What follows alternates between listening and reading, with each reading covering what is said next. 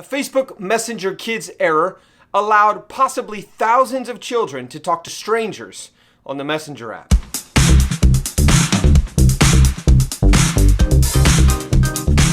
Hi, I'm Michael Prince with BecauseFamily.org and FamilyTechBlog.com. Facebook Messenger Kids was created to give parents control over who their kids are chatting to online.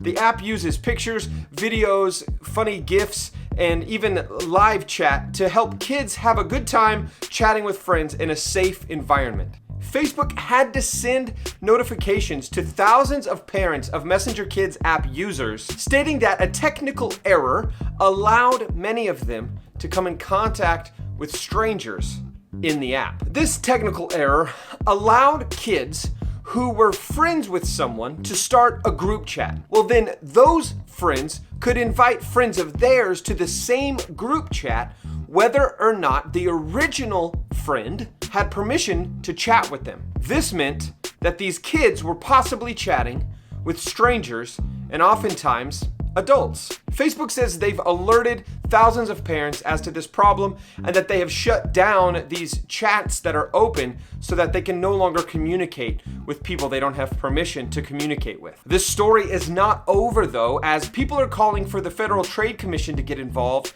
since this possibly has violated some COPPA restrictions. For more information on Facebook Messenger Kids and how it works, you can go to the article linked in the section below this video that I wrote right when Facebook Messenger came out in 2017.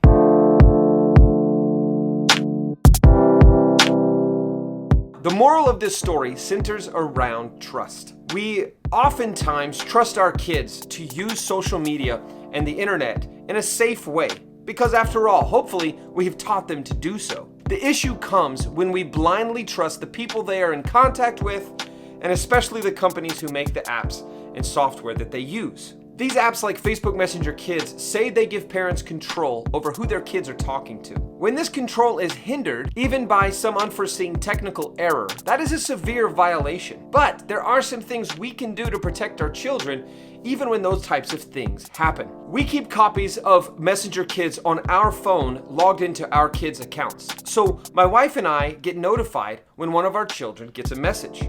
We've even jumped in there before and told the kid they're talking to stop it. They're sending too many messages. It's getting annoying, and my kid's not able to be on the app right now anyway because they've reached their 30-minute-a-day limit on social media. We also use Bark, a really good software that monitors messaging to alert you if something dangerous or inappropriate is being discussed in a messenger app like Facebook Messenger Kids. Parents, we are the gatekeepers. We're the ones who have the responsibility to keep our kids safe. Apps like Messenger Kids are good tools to teach our kids how to be good citizens of the internet and social media.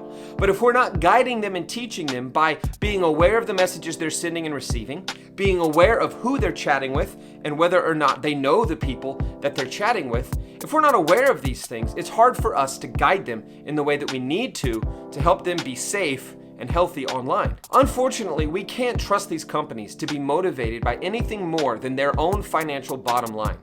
This means you have to allow yourself to be knowledgeable and educated in your kids' online safety and social media use. Should we hold companies accountable when they have some kind of security lapse like this? Absolutely. And if they violated legal restrictions, the FTC needs to get involved and handle it in the way that it should be handled legally. However, ultimately, you and I, mom and dad, aunt and uncle, cousin, grandma, grandpa, whoever it is who is the guardian over these children, we're the guardians over their eyes, their minds, and their hearts, what they see and what they hear. We have a responsibility that we can't pass on to some company or to some other kid's family who allowed them to have a stranger on their messenger app. Whether you use automatic monitoring, whether you check it out yourself by hand, do something. Monitor your kids' social media messaging and social media use.